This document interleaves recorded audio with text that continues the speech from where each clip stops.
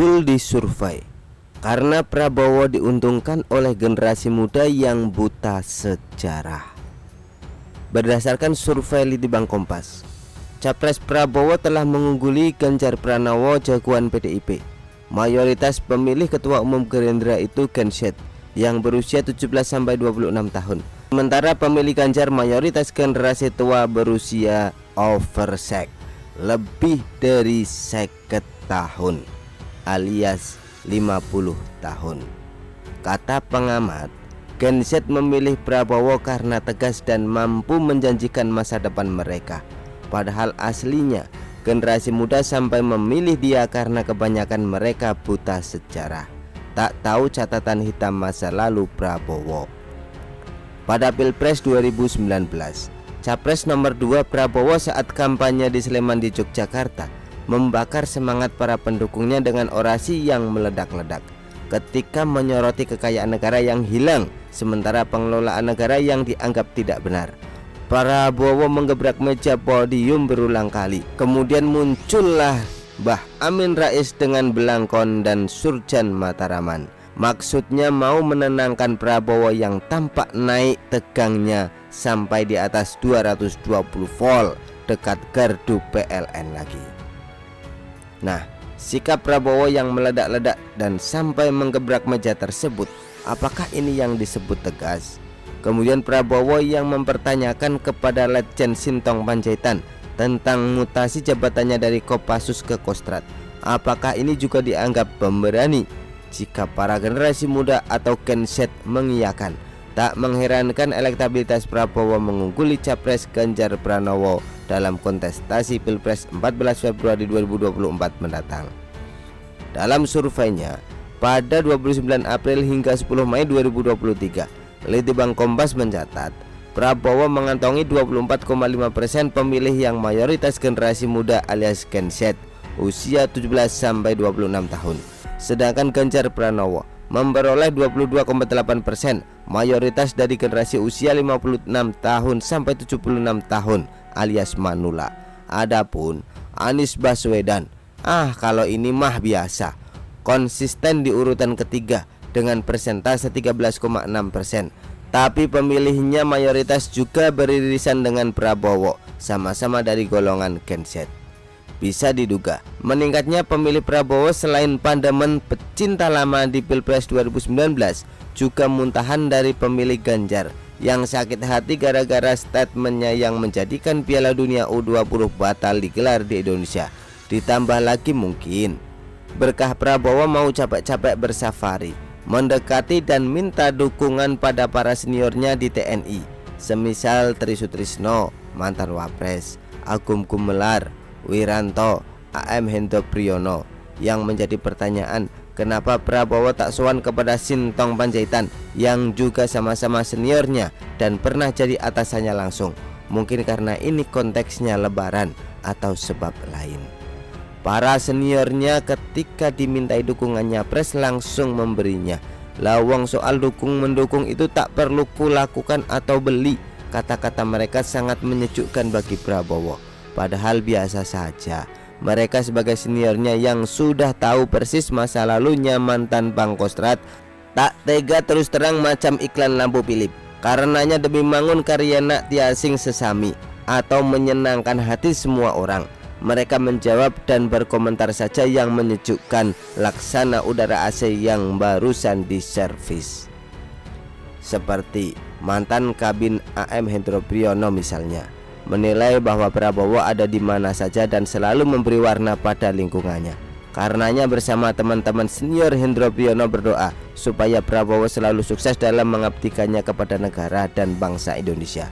Adapun mantan Pangap Jenderal Purnawirawan Tri Sutrisno mengatakan bahwa Prabowo itu sosok yang mengerti kebutuhan rakyat. Rakyat yang mana dan sejak kapan? Sejak sebelum Mei 1998 atau sepulang dari Jordania atau setelah menjadi menhannya Presiden Jokowi? Jika yang dimaksud kebutuhan rakyat kecil, kenapa rakyat kecil yang mengkritisi pemerintahan mertuanya Pak Harto lewat para aktivis kok kemudian pada diculik tim mawar yang dibawa kendalinya saat menjadi komandan Kopassus? Sampai sekarang banyak dari mereka yang tak kembali dan tak ketahuan di mana kuburnya. Mereka yang selamat bisa kembali cukup dihibur dijadikan anggota DPR lewat Gerindra, sebagaimana Pius Lustrilanang dan Desmond Y. Mahesa. Orang yang mengerti kebutuhan rakyat adalah mereka yang pernah menjadi rakyat kecil. Sedangkan Prabowo sejak lahir ceprot sudah hidup enak, karena sang ayah Profesor Dr. Sumitro Jojo Hadikusumo adalah menterinya Bung Karno. Masa kecilnya juga di luar negeri selalu. Orde Baru berkuasa, ayahnya kembali ke tanah air dan langganan jadi menterinya Pak Harto. Walhasil Prabowo ini tak pernah hidup ngerkasa alias sengsara. Di masa kecilnya, bagi orang tuanya Prabowo, orang nangis wae wis untung, tak nangis saja merupakan keberuntungan. Prabowo tak pernah berumah di atas tanggul kemudian kena gusur sebagaimana Presiden Jokowi yang pernah merasakan. Prabowo tak pernah tinggal di rumah bekas gedung camping dan makan telur rebus dibagi 8 sebagaimana masa kecil Ganjar Pranowo. Karenanya Prabowo tak pernah merasakan perut keroncongan mendendangkan lagu Stambul 2 cacing kelaparan. Setelah Presiden Jokowi yang berlatar rekasa di masa kecil dan sukses memimpin RI, meski juga tak lepas dari kekurangan, tren ke depan rakyat tetap memilih presiden yang merakyat dan sengsara masa lalunya sebagaimana kata orang Surabaya. Sebab pemimpin yang pernah merasakan pahit getirnya orang kecil akan banyak tepo seliro, tenggang rasa dalam membuat kebijakan. Makanya Prabowo bukanlah pilihan yang tepat untuk capres. Dia tak pernah dekat dengan rakyat sebagaimana Presiden Jokowi dan Ganjar Pranowo. Pernah sisok dekat dengan masyarakat akar rumput. Misalnya ketika kampanye di Boyolali Pilpres 2019, dia mencoba melucu dengan narasi tampang Boyolali tak dipercaya masuk hotel berbintang, tapi malah memancing polemik baik di kalangan warganet maupun dalam dialog di TV.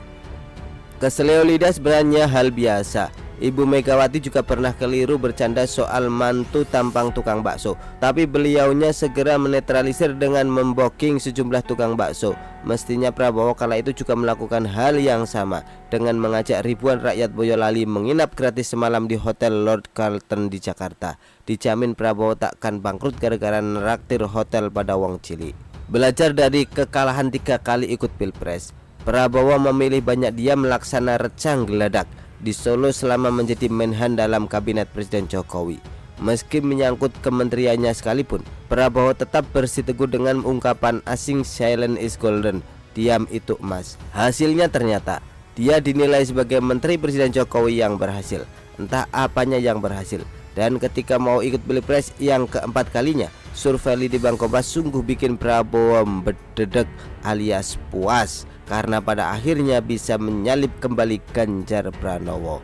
Kenapa Prabowo bisa mengungguli Ganjar? Pengamat politik Ujang Komarudin dari Universitas Al-Azhar berpendapat, kondisi dunia yang dinamis dan berubah-ubah mengkhawatirkan masa depan Gen Z, dan Prabowo dinilai mumpuni memecahkannya. Selain itu, dia juga memiliki karakter yang cenderung pemberani, tegas, dan tenang, yang diyakini bisa memenuhi keinginan anak-anak Gen Z, kata Ujang.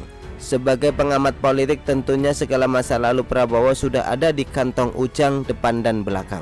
Seperti Prabowo telah menyimpan banyak cawapres di banyak kantongnya. Hal yang tak disampaikan Ujang Komarudin ini, Gen Z sama sekali tidak tahu, karena memang kebanyakan mereka buta sejarah masa lalunya Prabowo. Generasi muda sekarang rata-rata malas membaca.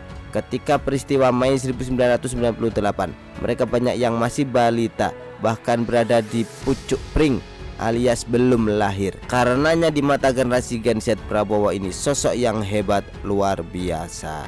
Padahal di siwet sini sisi gelap Prabowo sudah sering ditelanjangi. Begitulah kura-kura. Artikel diambil dari siwet.com, ditulis oleh Gunarso TS. Bagaimana menurut Anda?